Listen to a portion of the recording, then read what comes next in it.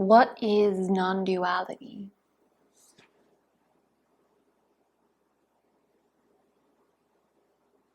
To a lot of people, this means the term that has been thrown around too much with too little understanding of oneness. So according to Wikipedia, it says, in spirituality, non-dualism, also called non-duality, means not two, or one undivided without a second. Non-dualism primarily refers to a mature state of consciousness in which the I other is transcended and awareness is described as centerless.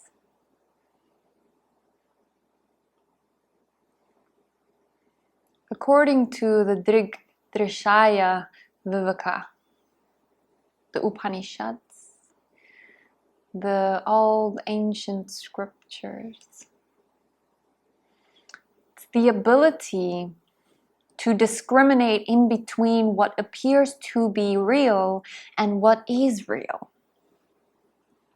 The ability to be able to discriminate between the seer and the seen. Something appearing to be real does not have its own existence. It requires a substance. Having a clay pot.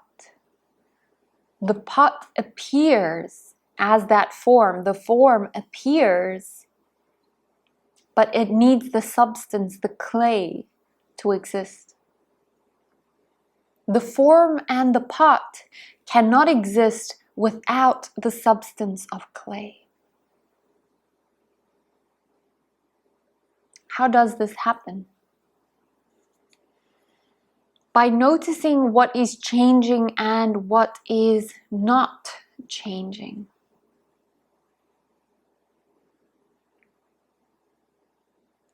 The body changes. The mind changes. Phenomena change. If you, not this character, true creative essence, or conscious existence, if you also changed with it, let me use this example. If you are driving at 60 kilometers per hour and you see another car driving 60 kilometers per hour, will it appear if the other car is moving? Or will it appear that the other car is stagnant? So if you are changing with it, then you cannot notice change. Which means the point of reference has to be stagnant, non-changing, everlasting in order to witness and notice change.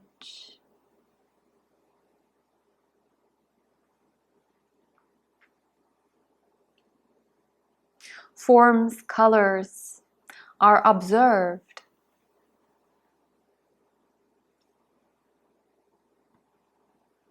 But the I as the observer doesn't change. So let's use an example. Maybe this one is clearer to see. Looking at this crystal, or take an object in your hand, something that you feel and see and experience. This object in your hand,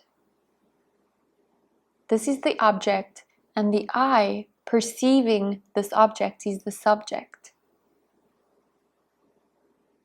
The object can change position, yet the I stays unchanged. Because if the I changes too, can you observe all of the changes that's happening in the object? No. Now close your eyes.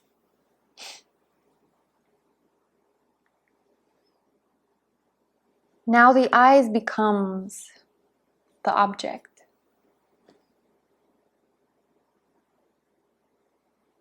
You can feel them move. You can't see the outside world. But the mind now becomes the subject. So now the eyes can move and the mind is picking up the movement of the eyes, the feeling around the eyes.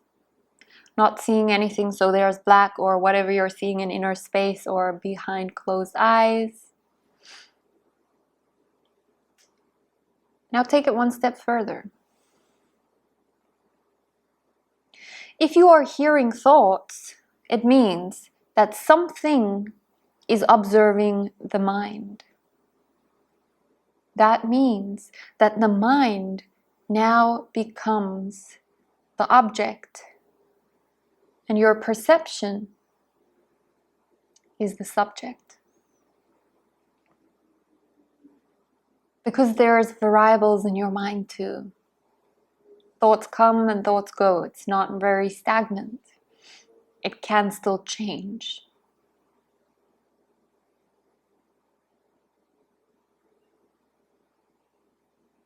Is there something observing the observer?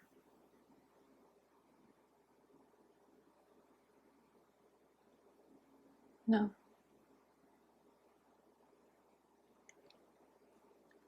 So that's the ultimate subject. That is what Advaita Vedanta, non-duality, makes you aware of. It is not a belief system. It is not a religion. It is not a way of life.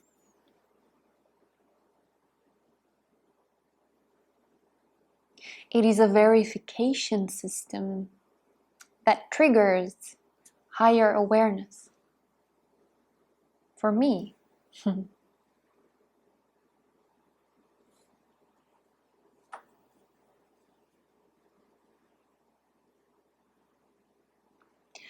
The observer cannot be observed, just like the finger cannot feel itself. The eye cannot see itself, the nose cannot smell itself, the tongue cannot taste itself. So the observed is the variable. There are many different things and types. The observer is one.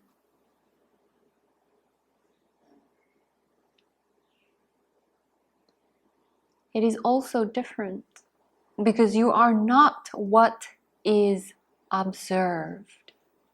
That's the identification process that the mind and ego wants you to believe. You see this video. You are not this video. The seer, the eyes. The variable and forms is the seen. If you close your eyes and move them behind your eyelids, are your eyes now the observer or the observed?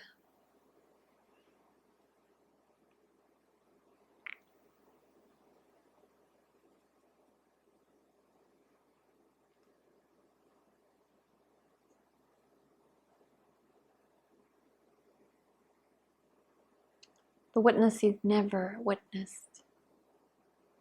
Who is observing the witness that you are? There is an object, and what reveals it is the subject. Watch, eye, mind, witness. Are you the watch? No. Or crystal, eye, mind, witness. Or whatever object you have in your hand. The attributes of the eye is also variable. My English is sometimes pronounced in a silly way. Age influences sight. Light influences sight. Who knows that you can or you cannot see? The mind knows. So now, when the eyes becomes the object and the mind the subject, now let's verify if the mind is really the subject.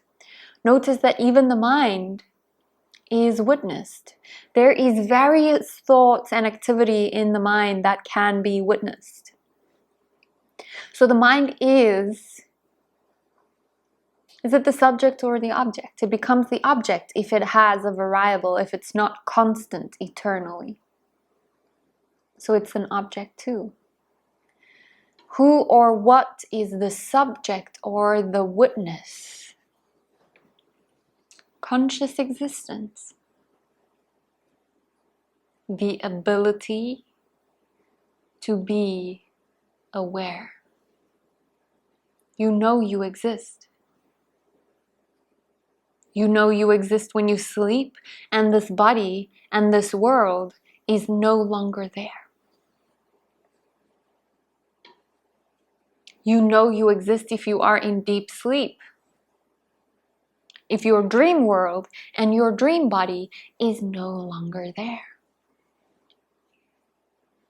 Whatever is trying to witness the witness, that you are. Unchanging, untouched. Whatever is going through modification is the object.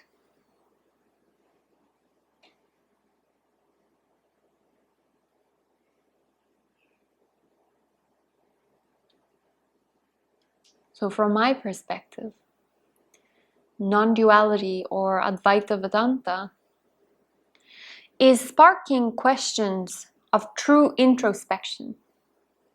And is sparking questions and realizations of what you truly are.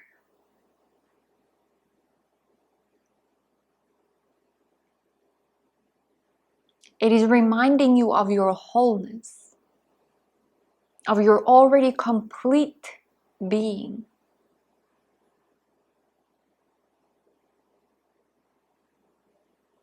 It is not another scripture or system or religion, even though it can be deceived as that.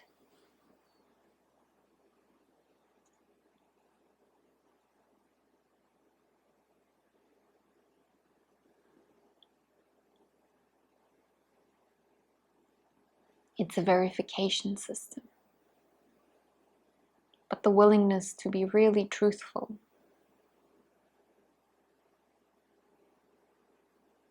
has to be present.